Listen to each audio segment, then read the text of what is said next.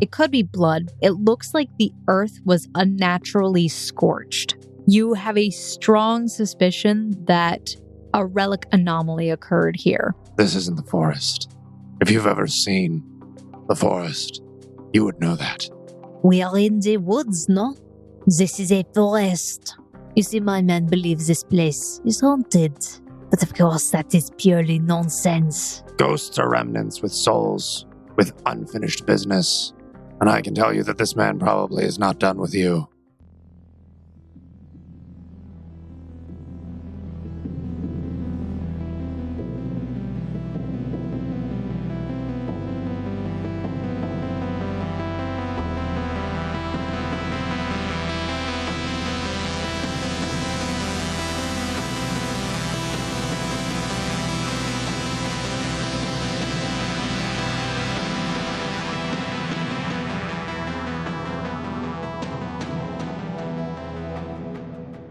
Hello, Foundlings, and welcome back to another episode of the Gate Chronicles. This is Chronicle 1, Chapter 77.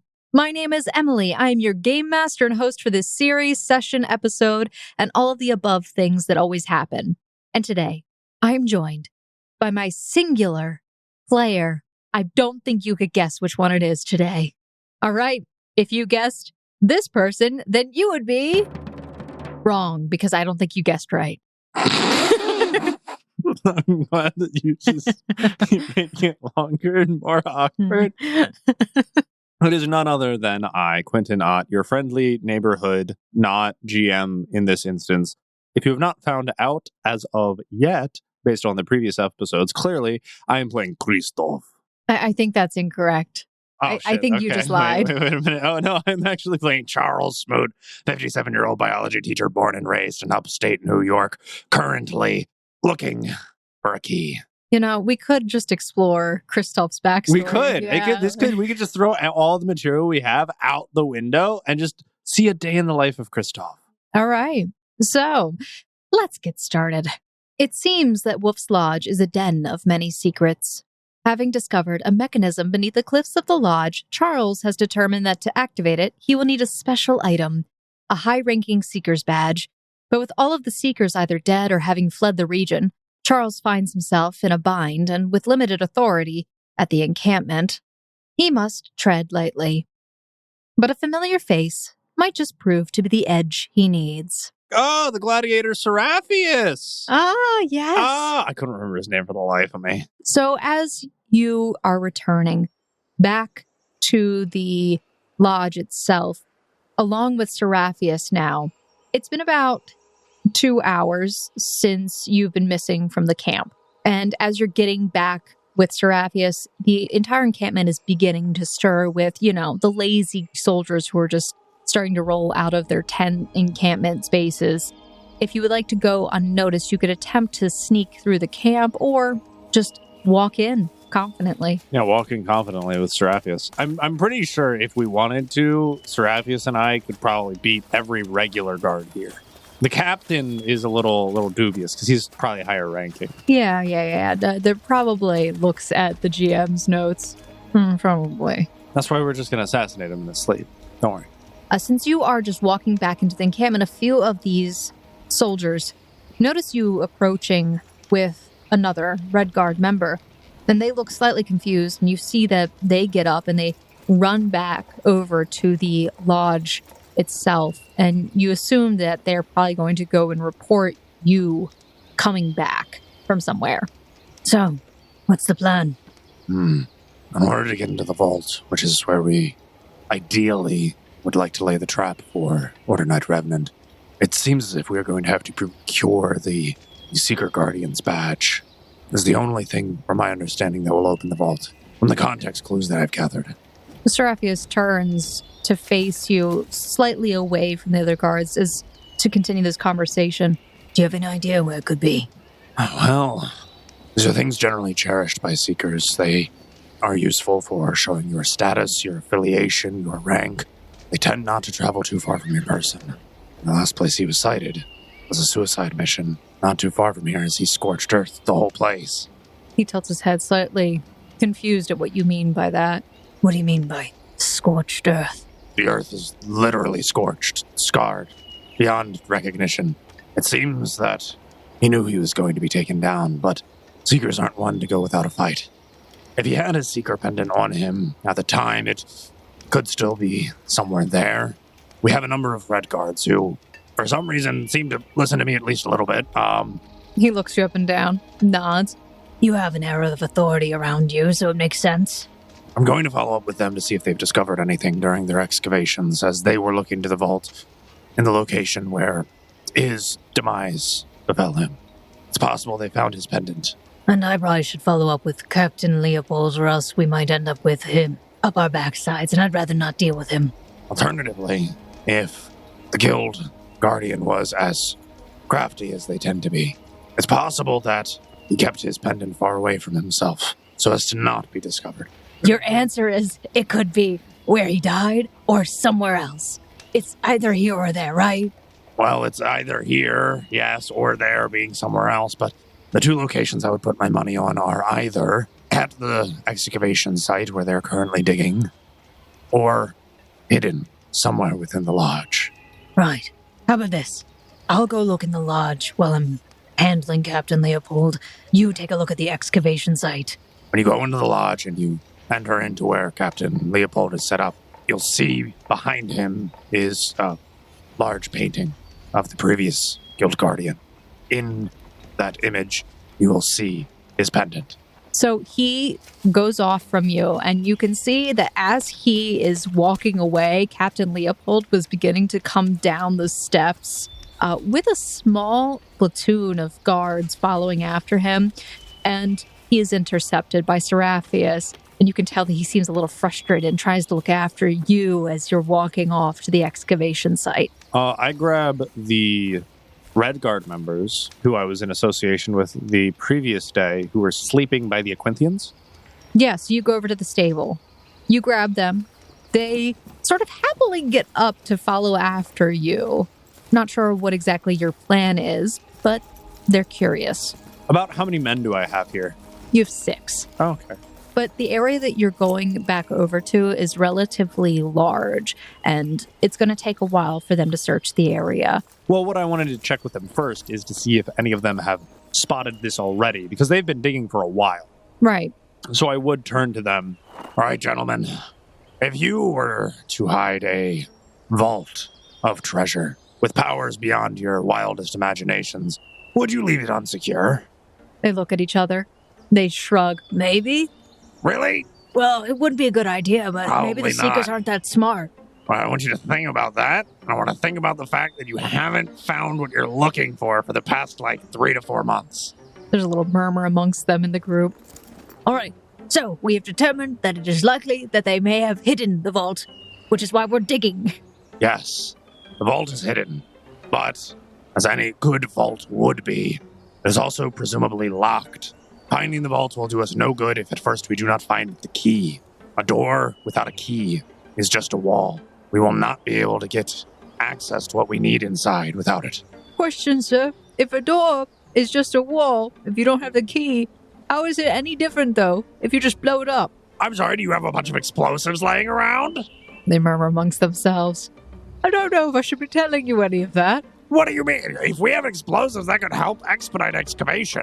Well, we have been using explosives to clear out some of the areas, but are running low on it.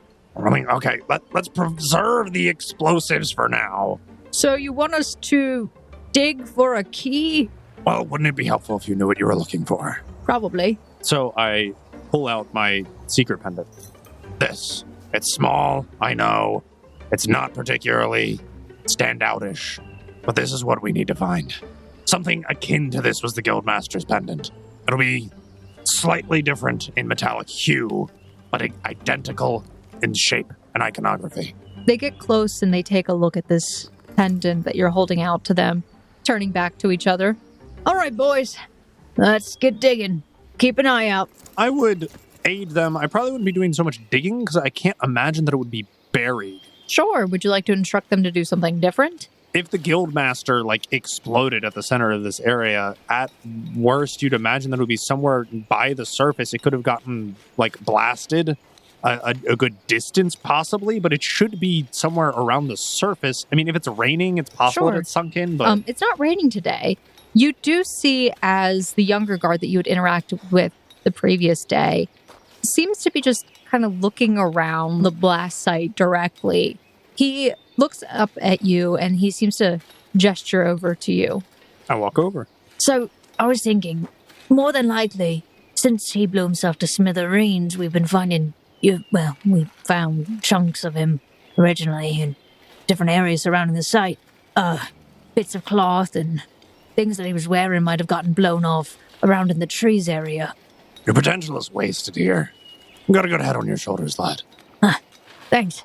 I mean, I was originally attending the School of Vocational Studies, but my parents wanted me here, so there's that. To each their own.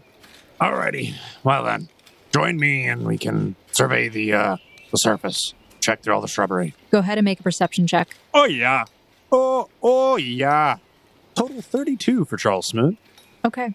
You begin walking around, looking up in the trees, unsure of exactly how big this blast was. You determine, though, that with the radius of the scorched area, that it must have been relatively large and probably had a lot of force behind it. And since they were indicating that they were finding bits and pieces of him around the area, you decide to look up. And looking through the trees, you notice that there is a glint of a silverish metal twisting in one of the tree branches. How high up? It's on one of the higher branches. It's about 20 feet in the air. Does the tree look climbable? You could attempt to climb it. Well, thankfully, as we've been informed, this is one of Charles Smoot's better skills. Athletics total of 29 for Charles Smoot to climb that tree. You are very fit, and you find it easy to grab onto these tree branches, the low branches, and use them to hoist yourself up. And utilizing some of your body strength, you're able to actually grip around the torso of the tree and just climb up, outstretching to reach for this pendant. You sort of have to climb onto this branch a little bit, and you do feel it shift a little under your weight. It doesn't really like you being out there. So does it feel like the branch is going to break if I continue to reach for the pendant? Yeah. How thick's the branch? Not thick enough to bear your full weight. Can I stand on a lower, more sturdy branch, but then just cleave through this one that the pendant's attached to? Sure. Just going to attack it, man. Do I even have to roll to hit for that? You don't roll to hit, but you have to roll your damage. 11 damage for Charles Smoot. So you effectively deal 6 points of damage. Roll again to destroy this branch. It's just how much time it takes. We just hacking away at it. Chop! Chop! Ooh, yeah. Yeah. Charles Smoot with a total of 24 on that next swing. With your first swing of your bastard sword, you feel as it just barely hits into the branch. You heave it out with a little bit of resistance, and then you bring your sword arcing over your head with more effort, and you completely slash through this branch. And you hear as it cracks and begins falling, and actually falls onto the branch that you're on, hitting it and bounces off. Please roll acrobatics. 28 for Charles Smoot. You manage to maintain your balance as the branch kind of wobbles a little bit. And retroactively, after having done this, I realized that the poor little red guard that's been following me this whole time could be standing below. So Charles Smoot does shout, "Look out below!" Luckily, the little guard was nowhere near you. But everyone stops as this branch comes crashing down through this tree and lands with a massive thud in the mud below. And you're able to climb back down with relative ease. And there, on the ground, kind of buried under this tree limb, is a silvery-colored crow pendant. I pick it up. You pick it up. I want to inspect the back, because doesn't it normally have some form of identifier for who it belongs to? Or is that something mystical, kind of? That's like the mystical aspect of them. Okay. You can't see it. Dang. They all look, like the backs of them all look blank to you. But you have seen, when you were with Nora and Zora, you've seen them use like a special spectacle where they peer through it and they can actually see something on the back of it, but you've not actually seen anything. I wonder if they would have one in the guild hall still. This pendant feels strangely lighter than yours, but certainly more durable, as it has no scratches on it from being crushed under this tree. How big is it? The same size as yours. It's about palm-sized. All right, I pocket it. You see some of these guards are coming over. What happened? Everything okay over here? Damn tree branch just fell down. Luckily, I saw it, and I just wanted to make sure that everyone was clear. Must have been weakened from the blast. And all this rain sogged over and just fell. Well, any development on your front? Any sign of either the pendant or the vault? They all shake their head. No. All right. Sorry, sir. Nothing here. That's all right. You're all doing very good work. Keep up the pace. I'm sure we'll spot something eventually.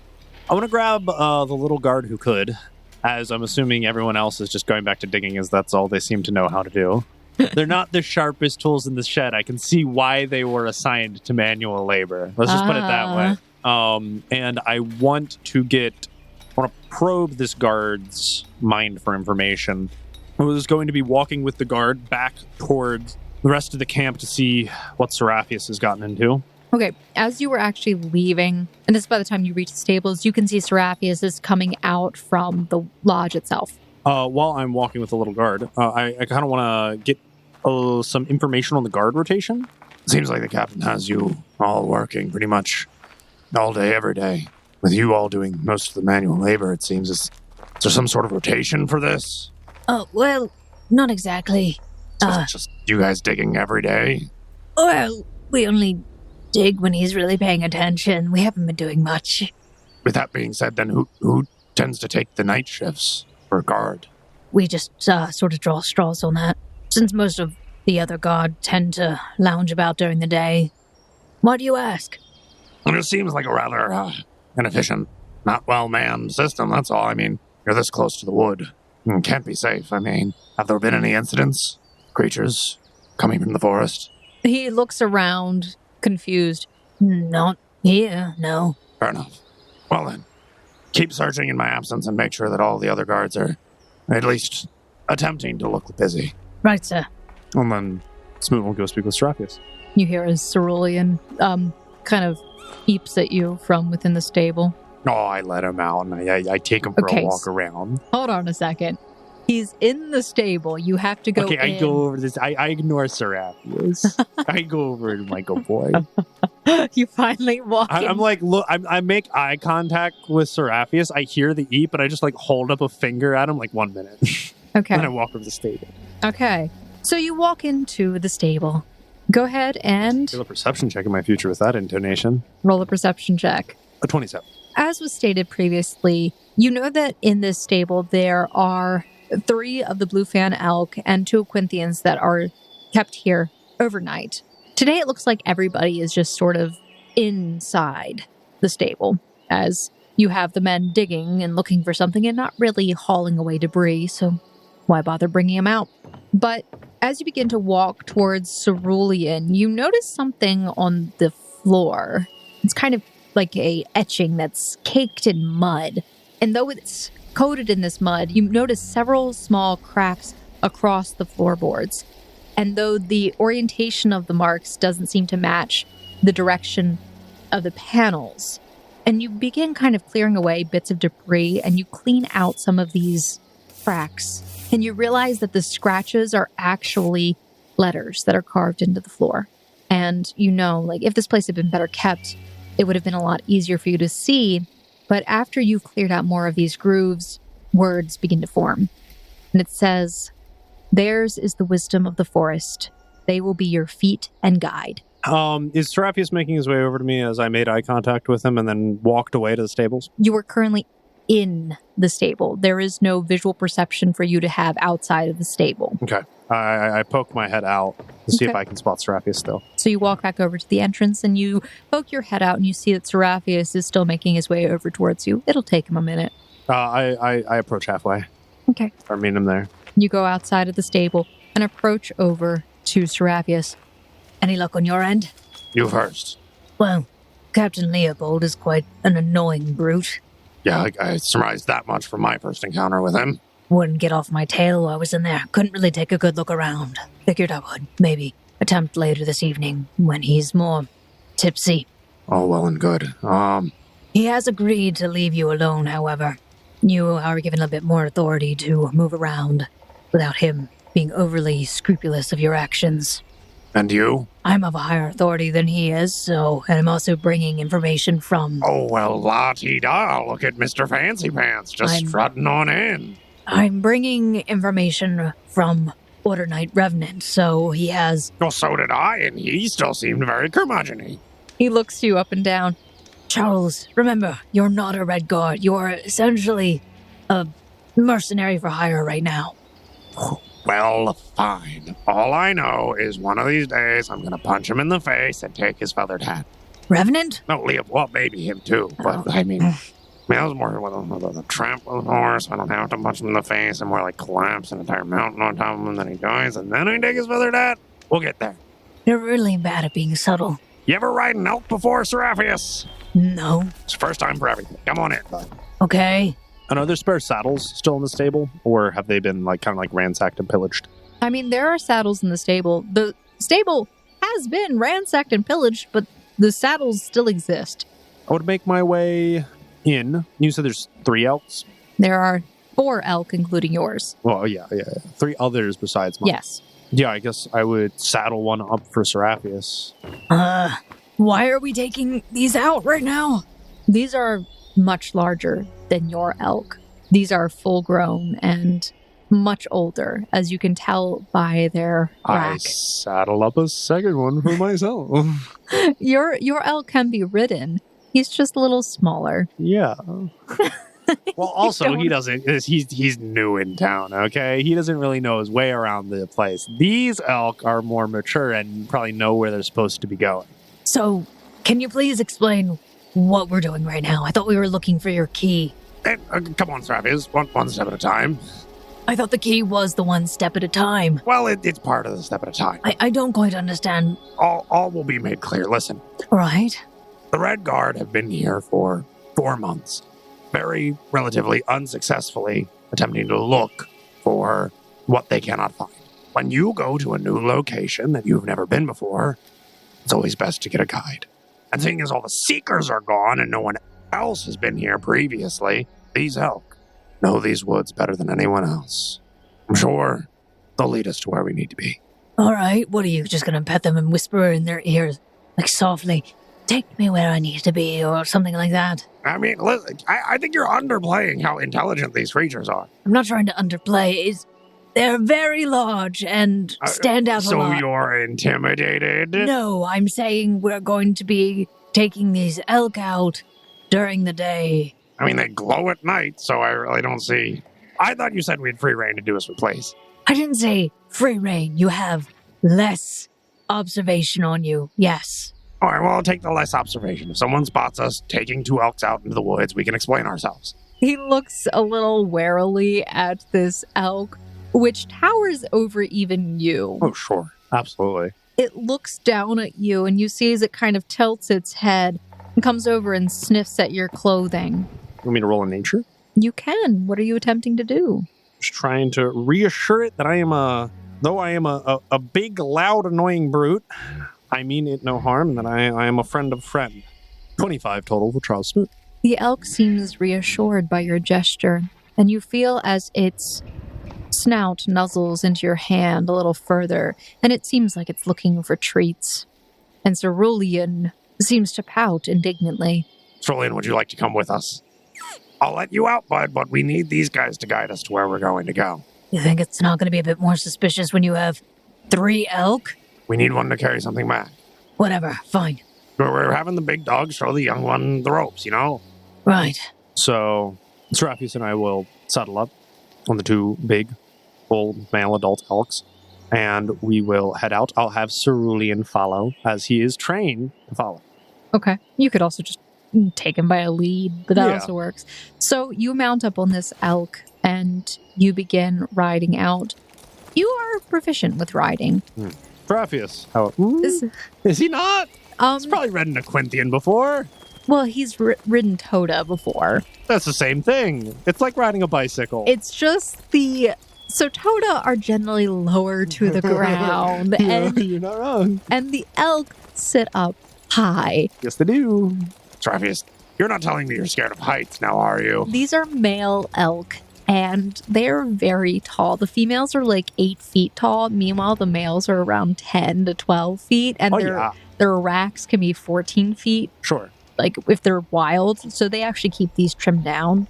But he does seem a little nervous as you guys take the elk out of the stable, and you do notice that there are comments being made around the encampment by the guards, and you even see as you begin riding out that Captain Leopold is currently standing outside of the lodge, and you can tell that he is doing his trademark glare in your direction, and he's watching you carefully as you begin riding. So, you are attempting to have these elk guide you. Indeed I am. What do you do to have them, air quote, guide you? I have train animal, but that's not going to help me too much. And then I do have ride as a bonus feat as well. I mean, I guess I would just use a nature check again.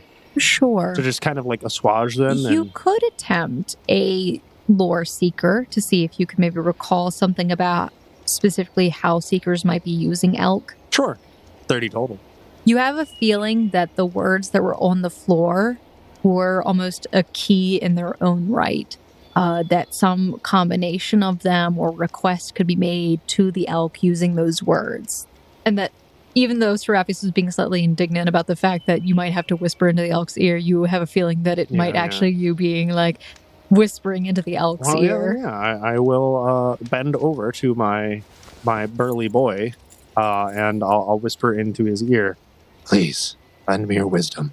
Be my feet and guide. You see as its ears sort of like flick back, all 6 of them. And then it seems to turn its head, and there's this really strange glimmer in its eyes. And it turns its head, and it begins walking towards the lodge. I reckon I was hoping to go. Very well, then. Where does it go? So it takes you towards the lodge. And I'm just glaring at Captain Leopold. Like, we walk past him, we turn around, and he's just watching us. I'm just glaring at him the whole time.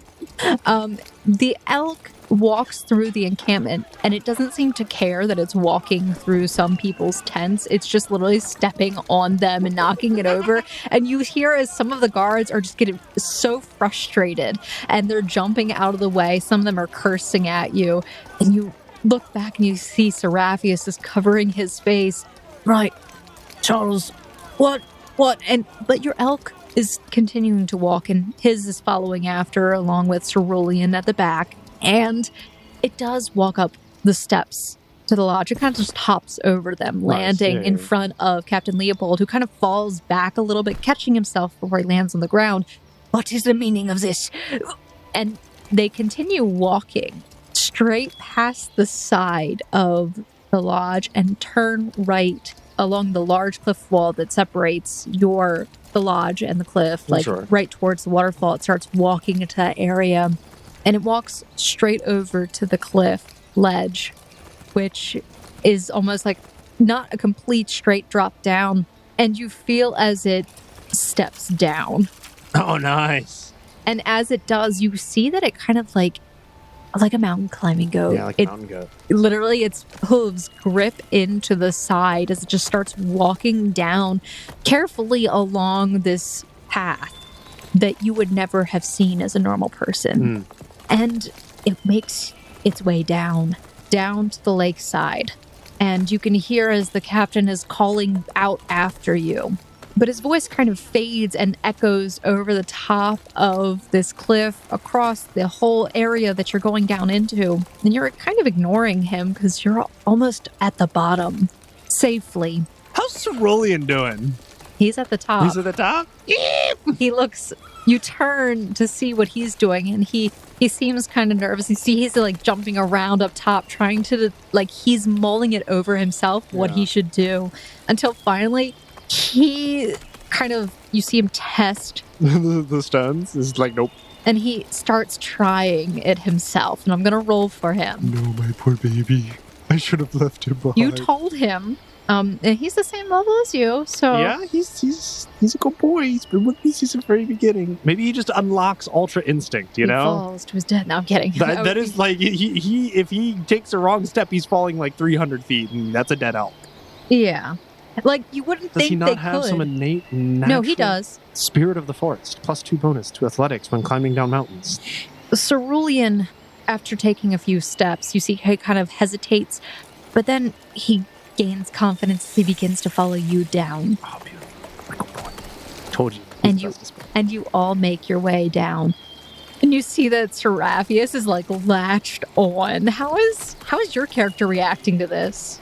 Because you fell down this. It's a mixture of initially terror, then it turns into like awe and excitement, and then it very quickly turns into jealousy and curmudgeon-y old man nature. It's like, I tried climbing, and now it's apparently this easy. La-ti-da. Congratulations, you made it down to the base of this cliff, and you're actually kind of close to the waterfall, surprisingly, and you can see where the wolf statue is sort of protruding out from the rubble. Okay. Right. So we have everyone's attention on us now. I don't know what we're doing. Are we looking down here for the key? Well, we have a good enough distance away from them. I can let you know that I found the key. Well, that's wonderful. Yeah, is that great news? But Charles, we've drawn the attention of the entire encampment. Look. And you look up and you see that there's a number of the Red Guard that are standing at the edge of the cliff looking down. And like they're sort of shouting down at you. There's 3 ways this is going to end. They're going to stand up there like a bunch of idiots gawking the entire time. 2, they're going to try and climb down here, and about half of them are going to die because even I wasn't able to climb down here unscathed. Or 3, they're going to walk their long-ass way down here, and it's going to take them about 2 to 3 hours. ISIS protect us? All right. So, now what? Wasn't part of our plan is the fact that we need to lure Order Knight Revenant down here. Yes. So we're going to have to send a messenger letting him know that we have located and successfully opened the vault, right? We now have a ton of witnesses to what we are about to do. All right. It'll take him 3 days to get here, though. Plenty of time. We need to prepare because once he's here, we do need to, in the interim of him getting here, we need to successfully overthrow the encampment and lay a trap. All right. Show me what needs to be done. Were you able to get in contact with Franny anymore? There's a settlement nearby, several miles down. She had some of the artisans deliver some product for us to use there. I'll have to be the one to go get it. I doubt that Captain Leopold will be happy if you leave. Very well. Phase 1 of plan. Let's open this door. All right. What door? Right this way. And I start kind of guiding the elk over to the wolf statue.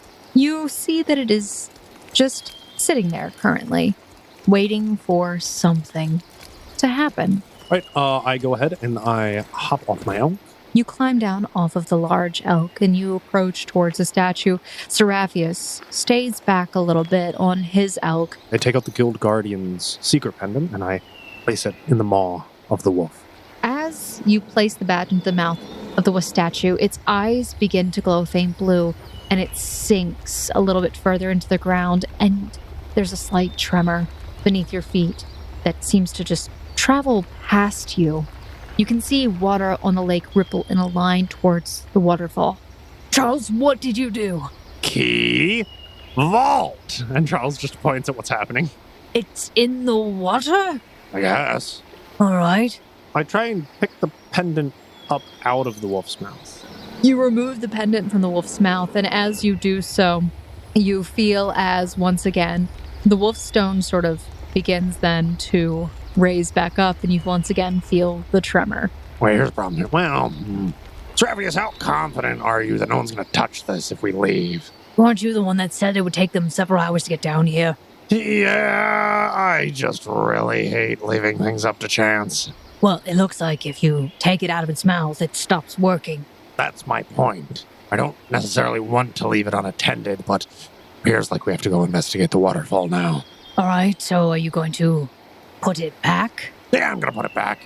Charles Smith puts it back into the wolf's mouth. He was just debating on whether or not Seraphius should stay here and guard the pendant, but 'tis fine.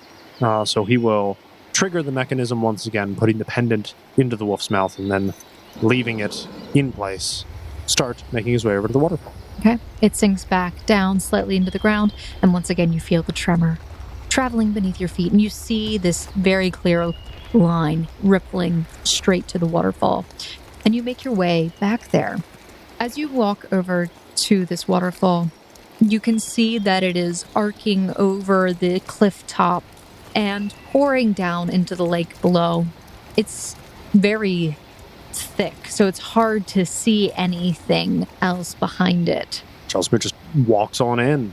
Are you still riding the elk? I would have ridden the elk over. Okay, so you dismount. Yeah, I would dismount, leaving them here at the base of the waterfall, and I would gesture to Serapius. In my experience, waterfalls only hide cool stuff, so I mean, we just gotta go in, man. All right. He hops down off the elk. Cerulean looks confused and watches as you begin stepping across a very narrow, patch of land that very quickly becomes muddy and sort of your feet sink into it, and you become soaked as you step underneath this waterfall. I look back at Cerulean. Does he look like he wants to come with us? He looks upset that he's being left behind. I call him over. He looks hesitant. Well, you can't have it both ways, now can you, champ? You either stay back there or you come with me. You can attempt to handle your animal with a nature. I will beckon him forward. 29 shall Smoot on his nature check. He approaches towards you, some hesitance in his steps, and he follows after you as you cross underneath of the waterfall, becoming quite drenched. What do my elf eyes see? Your elf eyes see... My very human elf eyes. Your elf human eyes see a cave behind this waterfall. It stretches back into the cliff about 60 feet. And you can see there's a door that appears to be made of solid steel. And you see a very familiar panel on the side, which you assume is where a badge must activate. And you can see that there are faint markings on the ground that seem to indicate the mechanism that activates the door is engaged. Beautiful. So Charles Smoot would approach with Serapius, and as he is very accustomed to at Lamb's Respite, he would scan his secret pendant at the access pad in front of the door. Okay, you do so. And you see as the door starts to sort of slide back and into a recess in the wall. And it opens up into a dark tunnel. Well, I'll be damned. You didn't have to bring a light with you, did you? No, I did not. Well, fumbling around in the dark until we find a light switch is always an option. Well, your elk here glows, so that might help. See, Cerulean, I knew we brought your for a reason. You're such a good boy. And I will gesture for Cerulean to follow us as we proceed further into the vault. Does the entrance close behind us? You enter into this hallway, and you see just down beyond your line of sight, there seems to be something that kind of flickers to life. And it becomes apparent that there is almost like an automatic torch that lights up as you enter, and you do hear as the door behind you closes. Well, that's not great. Is there a way out of here? Yeah, there's a door right behind us, Serapius. The thing we just walked in. Come on, keep up. He starts looking around. So, some way to activate it again? I don't really like being here. I already spend so much time at the Colosseum. This is weird. Honestly, it's more reassuring that thing closed behind us, because that means anyone who's attempting to follow us, if anyone at all, they wouldn't be able to access where we are. Cerulean kind of sniffs the ground. What you got, bud? Found something interesting? Besides dust and mold? But you see that this hallway goes on for a good distance ahead of you, but there seems to be, directly to your left and right, two separate hallways that end rather abruptly. Well, Charles Smoot will walk forward a few feet just to peer around the corner of each to see if there's anything of note or interest directly ahead of him. You can't see directly down these hallways because of the lack of light. But Cerulean steps up, and you can see that because of his very dim glow from his fur, that you can see partially down the hallway. There are doors on either side of the hallway, and straight ahead you see a set of stairs. I walk up to the torch first, and I examine it to see if it can be removed from the wall. It does not look like it is able to be removed. In fact, it doesn't look like a true torch, but it is glowing like one. Cerulean begins moving down the leftmost hallway. Hey, bud, you're our light source. Charles Smoot just runs after him. Listen, Seraphius, clearly the elves know what's going on here, so we should 100% trust him no matter where he goes. Are you sure he knows what he's doing? Absolutely not. But he has more of an idea of where he wants to go than we do. He goes up to the door. He barely fits down this hallway at this point. And you see as he kind of like kicks at the door in front of him, and you see he's sniffing the ground. Hey. I'll open it. Back up. He takes a step back and you have to squeeze past him. Awkwardly, I'm pushed up against the wall, barely able to pass. I attempt to open up the door. You open the door and you can see another torch lights up inside. How wide's the doorway? Is it a single door or a double door? It's a double door. Okay, so Cerulean can fit through. Yes. Okay. And I gesture for Cerulean to come in. Okay, you step in. Yeah, I step in. It doesn't seem like there's anything really hidden in this room as you enter inside of it. Cerulean gladly follows you, as you can see that this room seems to be filled with a lot of non-perishable food items stored in crates and containers. And you can see that all the way to the leftmost side of the room, there seems to be another small hallway, but you can't see past it quite yet. I'll But leave. Cerulean enters in, and you see he starts nudging his nose around in some of the boxes. I'll leave him to do what he's gonna do, and I'll poke my head around the corner. You walk over to the corner, and you see there's another torch that's lit up here. This is sort of ominous. Why are the lights on in here? Because there's people in here. You think they're still here? No, I'm talking about us, dummy. Oh, wait, what? Yeah. The place is probably rigged so that when someone enters, the lights turn on so we can see. Why aren't you surprised by all this? It's a seeker vault. I'm a seeker. Right. Not my first rodeo, You champ. looked a little surprised, though, when it first happened. You were worried about not having lights. Well, listen, each base is different, and I didn't know if this one was up with the times. Well, what's down this way? Wait, hold up. Real quick. All right. How many days' rations would you say that these non-perishable goods would last the camp for? We would probably win some favor with some of the guards if we brought these up to them. That's not really my area of expertise. If I were to take a guess, I guess possibly a month. I'm sure they'd be mighty pleased with whoever provided these to them instead of whoever is currently in command letting them run short. Cerulean breaks the box open. All right, we have 3 weeks. He can have that one. All right. What do you do? I'll begin walking down the other hallway for the back. As you start making your way down this other hallway, you can actually see what appears to be Looks like a kitchen. more storage back here, possibly, because you see a shelf that has plates and jugs. And as you make your way down the hall, you see that there's another room. It's a smaller cubby area, but it looks like there are barrels here and several jugs stored on the floor. And also what appears to be another barrel that has some rope on top of it. What is that in the back left-hand corner You walk over to it, for my effacement? Yeah. and you see that there are 5 jugs on the floor. They're all corked. Pop the cork on one of these bad boys. Okay. And I take a good old whiff of it. It smells like some sort of cooking oil. Oh, that's impressive. I go over to these casks. They're laying on their side, stacked. But there's okay. only 5 of them, besides the other barrel in the room. Oh, the one that's currently stood upright? Mhm. Where's the opening on the one that's stood upright?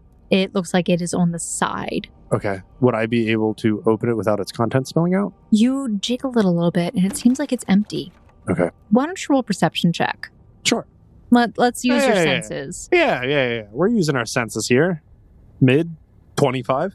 From the jugs that you were sniffing, you can definitely tell that it is a cooking oil, probably something like olive oil. There's also this very faint, sweet, and soured scent in the air. And it reminds you of alcohol. It's definitely some sort of fermented beverage in these barrels. Probably wine, but you can't exactly tell. All right, Travius, I mean, there's one thing that'll get the soldiers' spirits up. Not only is it food, but we got booze. Great. So, this is what a Seeker's Vault has in it? Food And booze. and booze, right? The 2 greatest things in life. What else were you expecting? Just starts leaving the room. Well, this is what I'm thinking. He follows after you as you walk out, and you hear Cerulean as he's kind of digging into this feed that he's found. And I say feed, I do mean like it's grain that he has broken into. That's enough. You'll get some with dinner, too. He goes back and starts trying to grab more and filling his mouth with it. One more bite and then come on. So then you walk out. But Seraphius voices a concern. Are you sure there's no seekers still here? I mean, all this food and liquid they could possibly survive off of. Okay, and your point? I don't know. You think they're still here? I'm asking you, Mr. Expert. They've been here for months. It's not impossible, but from my understanding, the gate was deactivated. Anyone who could have fled presumably would have, or they've been stranded here for quite some time. Either way, it's a win-win. If there is no one here, then all of this is now belonging to us. If there is anyone left, more than likely we should be able to count on them for aid. Right. You make your way out of this room and down the hall, and you currently have the now hallway to your left, which leads to the stairs, and directly ahead of you, which leads to the other door. We'll just keep going straight for now. So before we delve too deep, we'll try and clear out this floor, and I'll try and jiggle that handle. The door opens, and the room seems dark currently, until you step into it. Ooh, looks fancy. And the light, again, flickers on automatically. You see that in this room, there is a desk, and there is a short wall that blocks you from passing by it. And you can see that there seems to be a back area behind the desk.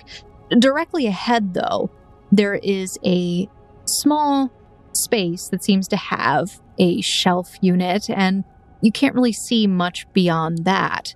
I'll round the corner first, before invading the privacy of this desk, which I am absolutely also going to do momentarily. You walk over to this spot where you see the shelf. The shelf appears empty, but it is very dark in this corner as the light does not reach properly. And I whistle for Cerulean to follow behind. Cerulean is stuck behind Seraphius. Hey, move your big butt. Oh, sorry. He steps to the side, There are other people in here too, you know. and Cerulean approaches over to you. Go ahead and roll a perception check. Woo! This is going to be, I just wasted a great roll, didn't I? You see that there's an old job board here with nothing of value. So pissed. 33 for my natural crit of the night. Yeah, how you feeling? You walk over beyond the desk to the back room, and you can see that there are markings on the floor as if something was originally stored here that is no longer, but it looks like it might have been some sort of weapons cache. But you also see the typical ranking board on this wall as well. It appears to be currently blank. Was the ranking board actually an artifact? Because I was never sure if this was something that was manually updated, or if this was something that actually was almost automated. You're not sure. You could attempt A lore seeker. a lore seeker. Total 20 for Charles Smoot on his lore seeker. I know. Again, you remain completely uncertain. This board is blank, though you know the one at Lamb's Respite is constantly updating. If it's updated or updating, you're not sure. So if it's automatic or not. This one, though, is just completely blank. Sure. There are no seekers listed here, and there is no information on it whatsoever. Anybody looking at this who has no knowledge of the seekers would not know what it's for. Sure. Does it seem like there's anything nearby to update the board with? Is it like a chalkboard that's just magical? I don't understand. It doesn't look like a chalkboard. No. All right, can I poke at it? You poke it. What does it do? I'm getting Boblin the Goblin so hard by this ranking. You poke at the board. It feels like it is just a regular sturdy wooden board, but you've never poked the boards I haven't. at Lamb's Respite, so you're not sure exactly what it's supposed to do. If it were to do anything, though, you would think it would need power. And whatever was here powering it might not be here anymore. That's fair. Okay. Charles Smoot will go back to the desk where Seraphius is kind of situated right now, and he'll just hop over. So Seraphius is sort of leaning against the desk, sort of peering over from this side. Mm-hmm. There seems to be almost outlines of items that were on the desk for a very long period of time until they were finally removed. Looks like they might have had a ledger book or something.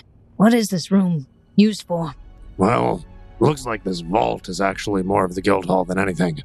Back at Lamb's Respite, we had a similar area, but it was kind of the group commons. This place would have been used for quest tracking and member ranking. Any official guild business would come and go through here. It's surprisingly small. From my understanding, Wolf's Lodge was never the largest of guilds. A couple dozen, maybe 50 people.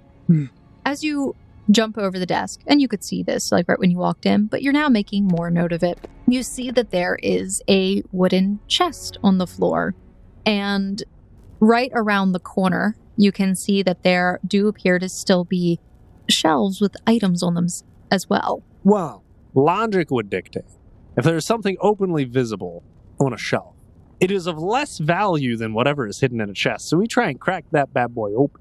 Okay, so you want to open The chest. the chest. Yes, to clarify. You go over to the chest.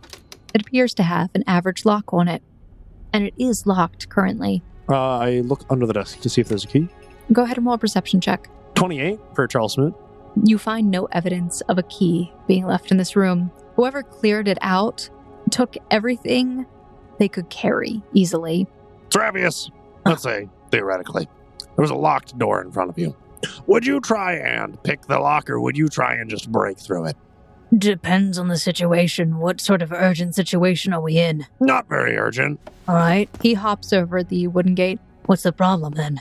I don't know, do you have any lock-picking skills? I'm not trained in anything of the sort. No, I've never done that. Why not just pick it up and take it with us? Because we don't know what the contents are. What if it's a box full of potatoes? You could just... Okay, why not pick it up and find out if it's a box full of potatoes? You just want me to shake it and figure out if it goes and I'm a potato? What if it's empty? Well, pick it up and tell me if it's empty. Why am I picking it up? Well, you're closer to it now. He walks over to the chest and sizes it up a little bit. He reaches down to the latches on the other side and tries to pick it up. And he heaves. Oh! The chest doesn't move. See? Some heavy potatoes. Why don't you give it a try, maybe? Why would I try? I'll just break it open and see what's inside. All right. Charles Smoot will attempt to strike at the wood of the box. Okay. Go ahead and roll. 24 for Charles Smoot on his attack. How about this, Rappius? This is my solution. Yeah! You see that the chest is filled with silver and some crow. Ooh. Seraphius walks over and peers inside as well. Well, that doesn't make sense. Why doesn't that make sense? All right, how about this? Why don't you try and lift the chest? I feel I'm starting to understand, and I'm picking up what you're putting down. A chest? Well, no, you're not picking that up at all. It's quite possible that, who knows, maybe the chest's nailed to the floor. It's infused somehow. It could be a relic, who knows? Sure. Charles Smoot tries to stick his hand in the chest hole. You stick your hand in the chest hole and you come into contact with a bunch of silver pieces. And try and take a handful out. Sure, you take a handful out. What's your problem? We can just do this. Whatever. Do I see any crow in the silver that I grab? Yes. I point out the crow to him. Okay. Try and fish out as much of this as you can. All right. There is a reason behind it. It's a small hole. Your hand fits in there, but we both can't go in, so why don't we just tilt it over and dump it out then, since we can't pick it up? Well, if you can't pick it up, do you really think you can tilt it? Well, apparently this coinage is very heavy. I mean, yeah, it's a giant chest full of coin. How much did you think it was going to weigh? It's probably a couple 100 pounds. All right, well, like I'm saying, I didn't expect it to weigh that much. It just seems a little excessive. We could both knock it over. I mean, we can give it a try. Yeah, let's do that. Let's do that. Yeah. Big, burly, muscular man. Okay. Big, burly, muscular men. Oh. What's your die say? I didn't even ask you to roll, so that's... Oh, I don't have to roll. You're right. No, I'll take it, though. Well, both of you walk over to the chest, and there's not enough space for you both to be trying to, pull and knock it over. So, Charles, you decide to take the lead, because you're the big, strong man. And you walk over, and you get your hands behind the chest, and you try and tilt it over. It will not budge. And you hear as there's a laugh in your head. Oh, yeah, like you could do any better. Weak. Let me try. You know what? Sure. Why not? You see a Selra kind of coats over your arms a little bit and guides you to the chest, and you reach down again, and then with his enhanced strength, you attempt to tilt the chest. It will not budge. Weak. Broken. What is? He doesn't answer. Well, it's obvious. I think it's a lost cause. I would just knock a bigger hole in it and try and scoop some out. All right. So then how are we carrying around this coin? Well, like I was trying to show you, this has absolutely no value to anyone else, but is incredibly valuable to Seekers. This is what we should be aiming for, because in the instance that we inevitably do have more Red Guard down here, we can let them loot and plunder and have their way and be happy and merry. They can go after the silver coin, which is of less value to us than this crow. All right. Put any of the crow you can just in one of Cerulean's saddlebags. Cerulean is currently standing at the back of the desk. He can't cross over. It's not tall enough of a ceiling for him to jump. Yeah. So he stands there looking sad. Cerulean, we will be with you in just a minute, buddy. Seraphius, he starts trying to dig through here and starts picking out the coins. What do you do?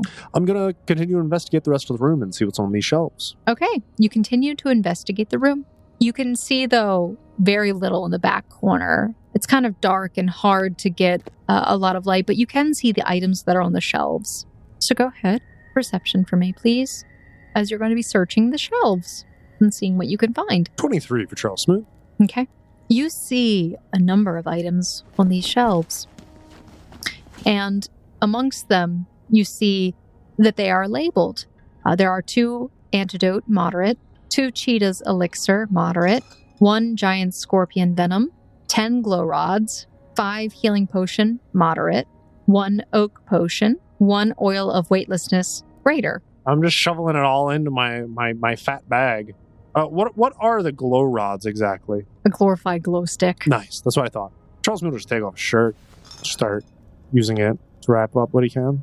And you see Seraphius is going through, still counting out the coins, and you guys are doing this for about 20 minutes. For sure. Take a while. You feel a slight chill. It's probably a little breezy now, isn't it? Yeah, it's kind of cold in here. I will say, you do make note, as you are scrounging about in this area, you notice something on the floor, but it's a little hard to see with the dark.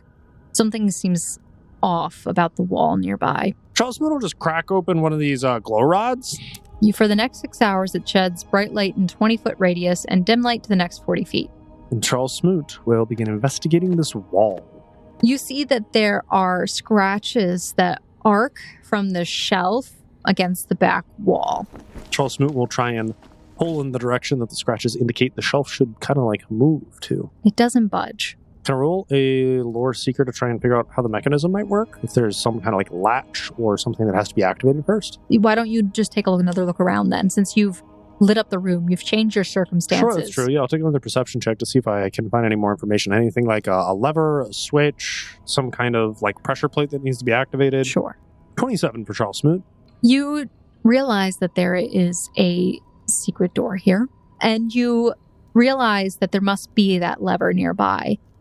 And you begin looking around the shelves until you find a small bump on the wall, and you press it in, and you hear as something unlocks. Hey, Seraphius! I just found something. And you see as the shelf swings inward, but it makes the space very narrow. I walk back to Cerulean. All right, Cerulean, you are now our guard elk. I need you to stay here and eep very loudly if anyone else comes by but us. You see that Seraphius is also, he had to start pulling out the silver, and he's barely gone through it. You want me to keep going through this? It's really up to you what you want me to do. I was going to actually say it's really up to you what you want to do. I'd rather finish one thing at a time. All right, well then you finish up here and I'll poke my head up the way a bit, but you keep Cerulean company and holy heap if anyone else comes by. I'll poke my head in, and if you hear me screaming bloody murder, then come check on me. He nods, and you walk through this area. And as you step through, a light comes on.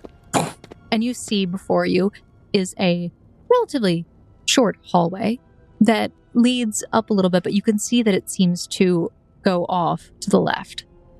You see down the hallway that there might be an opening to the left. Well, as that's the most immediate thing within sight, Charles Smoot will hesitantly peer around the corner just to make sure. I mean, nothing's been booby-trapped yet, but I don't like the length of this hallway and how it's perfectly boulder-sized. This could be Indiana Jones still. You don't know. I mean, you haven't looked for any traps, so, there is that. Yeah, I'm just that lucky. So you okay? You don't want to look for any traps or anything? Nah, I'll be fine. I'll just walk forward. Okay. I will say, you notice that compared to the musty and stale air of the previous rooms, this space is strangely sterile and almost lacks in any real odors. So you peer down the hallway corner, and as you do, you see that there is a dark room up ahead. I don't like patterns I'm seeing on the floor. Do you go in? Charles will take one little tiny teensy step onto where this tile begins to change and see what happens. And as you step into the space, the light comes on and it leaves like this strange bluish hue. It makes you think of like neon lights, and you hear and actually can also see the light flickering overhead. But this looks like it is the true reliquary of Wolf's Lodge. And you can see the familiar blackish storage containers in this room. Compared to places like Lamb's Respite, it is significantly smaller. Sure. Charles Smoot will start digging through some of these containers to see what he finds. Sure. Please roll a perception check. Hey-o. 29 for Charles Smoot. There are far less objects in this room than you would expect in a reliquary. Well, but grab some and ran, yeah. But to be fair, Wolf's Lodge is small, and the number of seekers that called this their home base was dwindling. Also, it's kind of like abandoned in a hurry, and people probably ran. You do find several items of particular interest to you, and I'm just going to give you the item names, and I can offer you any descriptions if you really want. But to make things simple for both you and I, you find what appears to be a wounding rune, a gliding rune, a thundering rune, and a silver trident that seems to have 2 slots available, so it's a +2. Oh, what am I able to infer what the gliding rune does? You would need to take it to somebody, but all of these are labeled. Sure. So they all have like a label in them. Yeah. And like we're just saying for now that we're using the gliding, graft. Yeah, remember the graphs. So yeah, it's a gliding graft. It's So yeah, but yeah, you find that, and I will say that as you're exploring this room, of particular note though, in the lower left corner of the room, stored in one of the smaller bays, you see something that doesn't sit quite right with you. You see inside of this small little bay is a triangular object that appears identical to the one that you have on your person. And you can tell it's kind of reacting to something. It's almost vibrating in the little base that it is situated on. I pull out mine. You pull yours out and you feel that it's vibrating and like almost pulling, but at the same time pushing away. It's getting hot in your hand. I attempt to grab the other one. As you get closer to grab it and open up the case, you feel the vibration of it pushing and pulling, growing stronger. I'll set mine down on the floor. Okay. You do see that tucked behind the stand that this one is on appears to be a note. Oh, let me read that first. Will explode if coming in contact. All right, now let's see what this says. Really hard to read. Oh, there we go. 1468 RT. Okay, I'm assuming this is a date. I don't know. I can't remember all there. Detected source emanating from somewhere west of Wolf's Lodge. Probable location in Taija. Do I recognize the date? No. You do know that you are nowhere near the year of 1468. Oh, You're currently in 1509. Oh, wow. Okay, sure. And RT, you know, you've learned stands for restored time. 1468. Restored time. March 5th. Clan interference impeding progress. Discovered rune entrance into the old waterways. Likely other entrances as well. May be beneficial to get authorization to excavate. Okay, so something's going on in Taija, but what is this clan they're referencing? 1468. Restored time. March 12th. Rune itself is strange. No flora or fauna. Feels like a maze. I assume purely man-made, but too large to be feasible. Material? Unknown. Some type of metal? 1468 restored time. March 15th. Feels like we're being watched. Nothing has revealed itself. Gut instinct says to run. Source is close. 1468 restored time. March 28th. Central chamber. Metal vines all over walls. Possible artifact. In progress of being built?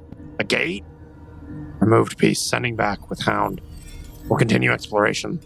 Seems important to continue. There's an archivist note. After the end of the transcription. Hound in bad condition upon return. Animal put down. Unable to identify function of relic. Does not seem dangerous on its own. Unable to locate seeker. Source undetected. City officials limiting access to seekers. Report filed. Keeping record with relic for future reference. And you look at this triangle that you've reached in and picked up. It's still vibrating.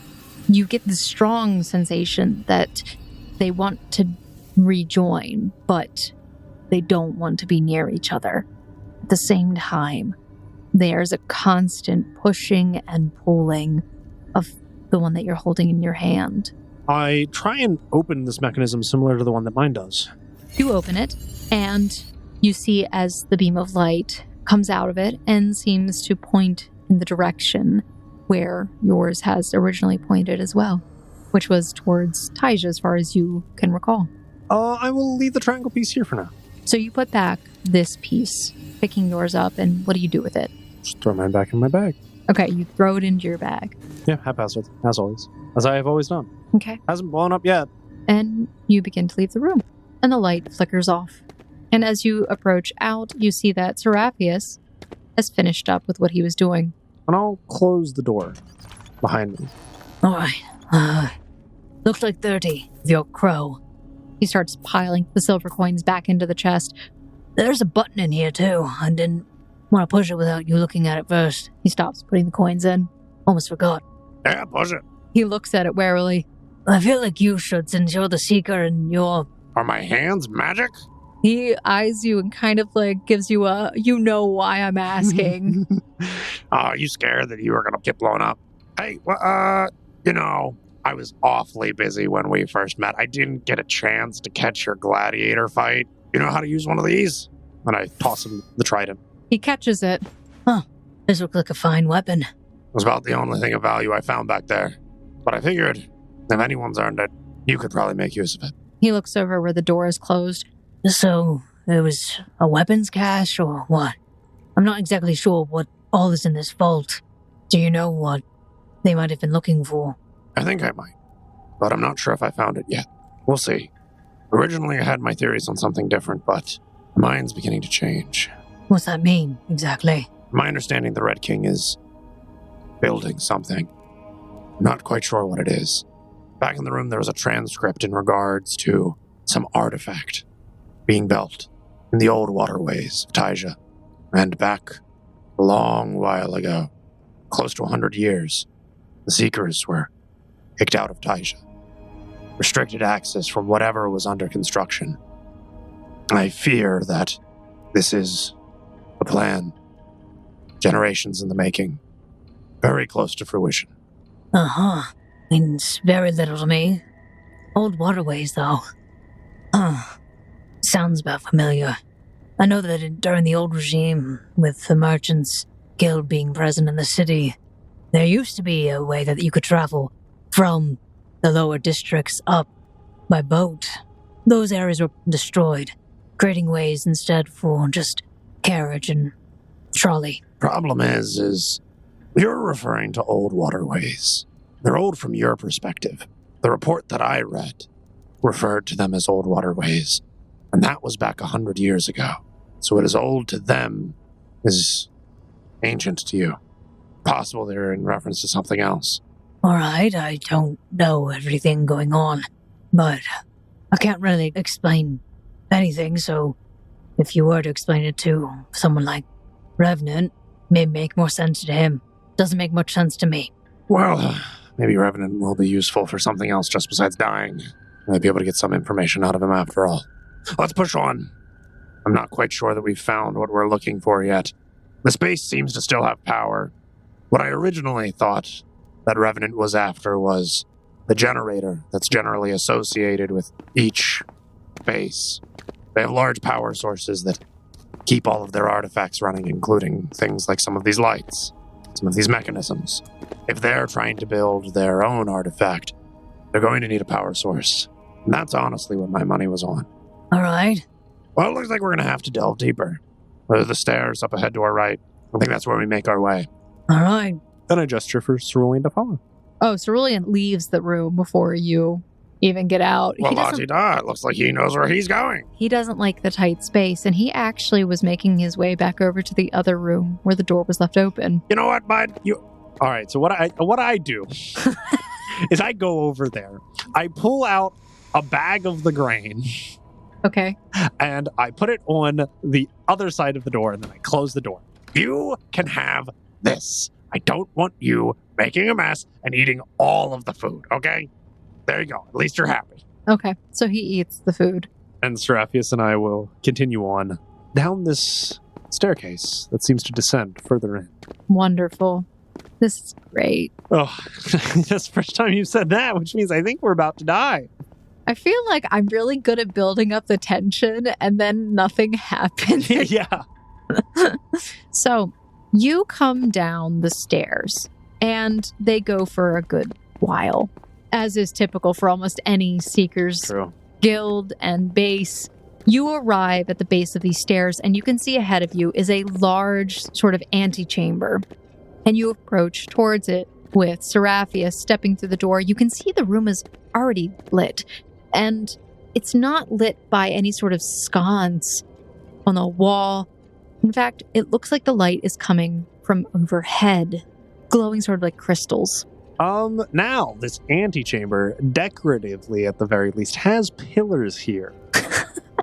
Yes, there are pillars. Do these pillars look like they are structurally required for this room? Probably. Okay, good to know. But- Just for future reference. Oh, yes, for future reference. Future reference. But as you walk in the room, you can see to your right there seems to be a lever and some gears. And all the way at the end of the antechamber, there appears to be a set of stairs that leads up to what appears to be the only non-man-made structural area, an obsidian platform where the stone walls are actually protruding through. And you can see what appears to be a mirror gate sitting on this platform. Thanks, Seraphius. Just real quick, for me, go walk up and pull that lever. Why do I feel like you're trying to throw me into a trap? Well, how about this? You pull that lever, and when we go back the other way, I'll push the button at the bottom of the chest. Fine. He kind of gestures for you to step back, specifically out of the way just in case so he can jump through. Yeah. So Seraphius walks over and pulls the lever. And as he does, you see as the floor panels begin to lift where the pillars are. And the pillars actually sort of raise up into the ceiling, and you can see that they kind of disappear. And as they do, and the floor lifts, you see that there seems to be like these individualized platforms, like training platforms. And they are raised areas. So like it's created almost like an obstacle course, but it doesn't seem dangerous. However, because the pillars have raised, you can actually see the under mechanisms, the gears and the pistons that are installed here. And it does appear that they've been here for quite a while and that they're potentially fragile. And if damaged sufficiently, could lead to a very quick and easy collapse. Well, see, Seraphius, it wasn't that spooky now, was it? You can go ahead and put that back where it came from. He jiggles at the lever for a second. Okay. It's not moving. What do you mean it's not moving? It's stuck. What do you mean it's stuck? It's stuck. Charles Smoot will like push him out of the way and try his luck at the lever. Roll a flat check strength. 10 total for Charles Smoot. It's stuck. I'll be damned, it is stuck. No, isn't it? His flat check was also not good. He looks at his hands, starting to doubt himself. I need to work out more. We should work out more. All right. So this place looks a little bit less easy to cross now. Why do we need to cross it? Oh, we don't have to, I guess. I thought you wanted to go check out. I don't know. I was curious about the big thing up there. Oh, you don't know what that is? No, You want to go figure out what it is? kind of. By the way, the only parts of the platforms that raised were all of these squares. So these. Okay, so we can walk around. You can. Just hug the wall to your right and just walk on up. Well, it's not that tight. It's just annoying to have to... Because the stairs are... Oh, wow. Okay, do you go with him? Yeah, I follow. You approach over to the stairs, following after Seraphius. And you can see, as you get closer, the stairs leading up to this mirror gate. And you can see over to your right, coming up the stairs, is what appears to be possibly a generator. But the gate is currently off. So, what is this? It's Mirror Gate. Come again? A mirror gate. Uh-huh.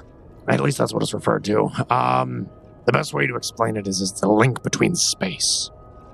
Each of these gates can allow you to almost instantaneously transport yourself from one gate to another gate based on the location and code entered in. This is how Seekers are able to mobilize themselves and access some of the runes that they do. With that being said, though, some bigwigs up at the Seeker Council or whatever, apparently they have access to these remotely, and this one's been deactivated for the time. But we're worried that if left unchecked, someone could figure out how to reactivate it, and from there, potentially use it, which would give them access to every single Seeker base across the entire continent. So you can't turn it on from here?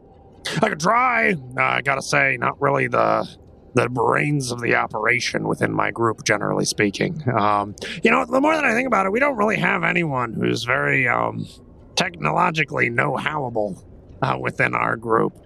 I kind of hit things. Valen kind of has money. Benavir talks, and Kelsey's like a good girl, but other than that, we don't really figure things out. We more hit the problem until it stops being a problem. It's generally our MO. Uh-huh. Well, I mean, is there any benefit to activating it? Absolutely not. In fact, it was my mission to come here and destroy it. But I'm figuring two birds with one stone. My plan is if this generator and gate is what Revenant's after, we can lure him into this antechamber. And then if we pile up enough explosives, we can hopefully collapse the whole thing on top of him. All right. Question is, I don't know anything about the explosives that Ranny's people are sending our way. Activating it might be the issue. And getting out. We'll cross that bridge when we come to it. I have ideas, but I don't want to try and put the cart before the horse. No need to do more than what you have to. So for the time being, I think the mission's been a success. We should probably head back topside before Captain Leopold gets his panties in a twist. Right. Now the only concern is if they come in here and start messing around with things. They won't be able to. Even if they do end up finding where the entrance to the vault is, they'd have one hell of a time getting down here. I don't know if you noticed, but when we came in, I had to utilize my Seeker badge to activate the panel to access it. One, they don't even know that that's what they need to enter here. And two, even if they did, they'd have to pry it from my cold, dead hands. All right, then. For the time being, I say we try and carry up some of the provisions and supplies. Something to bring back with us as a show of good faith to make the men happy. Feel like the coin will make more of an impression than the food and supplies. Why not both? It's gonna be a lot of work. But if that's what you want to do. All right, let's head back then. And we start rounding our way out of this area. Okay. You gather your things. Getting some of the supplies, you manage to get one of the casks. Some coin. In total, Seraphius tells you there was 430 silver pieces in the chest. He brings about 200 of it out. And one crate of food. Then you go to the front entrance, opening it with your badge once again, and step out to behind the waterfall. And it's at this point you hear Captain Leopold and several men shouting to you as you exit from behind the waterfall, as they have now also reached the base of the cliff. And I think that is where we're going to end this week's episode of the Gate Chronicles. Ooh, cliffhanger. Thank you, Foundlings, for listening to this week's episode of the Gate Chronicles. We're so glad that you joined us and that you'll continue to follow along. We really hope you do. So make sure you hit that follow or whatever subscribe button you have. If you want to support the podcast in many myriad of ways, tell your friends about us. Or you can join our Patreon and donate to the podcast and help us financially because we are poor. And we want to give a big thank you and shout out to our current Foundlings, Stephen Howland and Jason Lillis, for being our favorite patrons, clearly. Our favorite. Only. But favorite. Favorite. You're among the best and most loyal of followers. Among the best and most loyal. That's how that works. So, if you wanna get a nice shout out, like join their ranks. Join their ranks, and you too can also have your name read out at the end of our podcast. If you want to send us a message too, we'll read a little blurb for you. A little blurb, as long as it's like PG-13 PG-13 content. So, yes. Or hang out with us in our Discord. That always helps to motivate us. All those links are in the description below. And we want to give a big thank you and shout out to Michael Gelfi of Michael Gelfi Studios and Mindman Studios for allowing us to use their music and ambiance in today's episode. That's all for now, Foundlings. We'll see you next week on the next episode of the Gate Chronicles. Bye, guys! Bye-bye! You found your thoughts.